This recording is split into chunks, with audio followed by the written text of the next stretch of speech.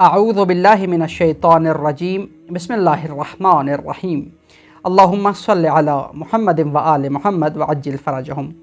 ایسا کیوں ہے وائی اٹ از کے سیشن کا آج کا ہمارا سوال یہ ہے کہ آگ کی پرستش یعنی آگ کی عبادت کا سلسلہ کب اور کیسے شروع ہوا۔ اس سوال کا جواب ہمیں ایک روایت سے ملتا ہے اور اس روایت کو نقل کیا ہے شیخ صدوق نے اپنے والد سے۔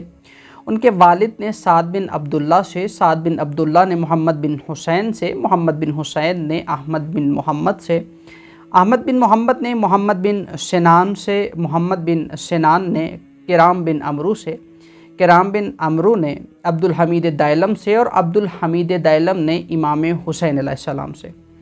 ایک دن ایک شخص نے یہی سوال کیا کہ مولا آگ کی پرستش کا سلسلہ کب اور کیسے شروع ہوا؟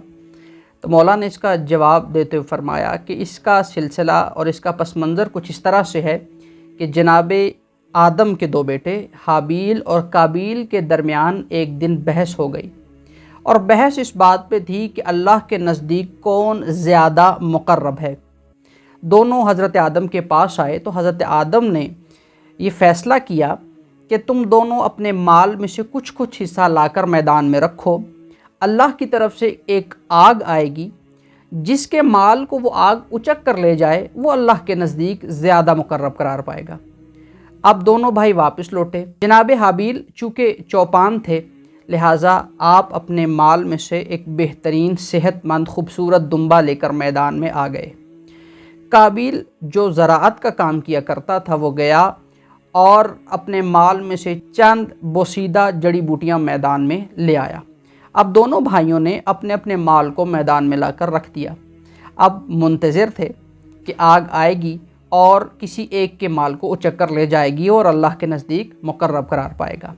تھوڑی دیر کے بعد آگ آئی اور جناب حابیل کے دمبے کو اچک کر لے گئی، اور یہ نتیجہ نکلا کہ جناب حابیل اللہ کے نزدیک زیادہ مقرب تھے۔ اب جیسے ہی قابیل نے اس بات کو دیکھا تو اس کے دل میں ایک حسد پیدا ہو گیا۔ اب حسد کو دیکھتے ہوئے شیطان نے اس موقع سے فائدہ اٹھایا اور قابیل کے پاس آ گیا اور کہنے لگا، قابیل تم جانتے ہو کہ حابیل کی قربانی کو آگ کیوں اچک کر لے گئی؟ تو قابیل نے کہا میں اس بات کو نہیں جانتا۔ تو شیطان نے کہا کہ میں اس راز سے آگاہ ہوں۔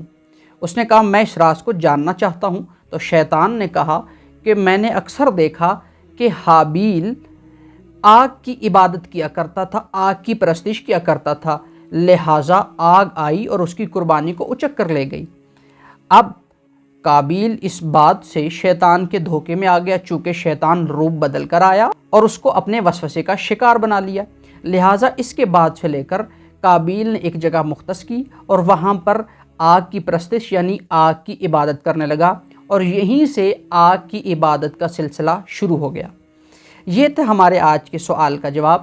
اپنے سوالات کے جوابات جاننے کے لیے ہمارے یوٹیوب چینل کے کمنٹ سیکشن میں آپ سوال کر سکتے ہیں۔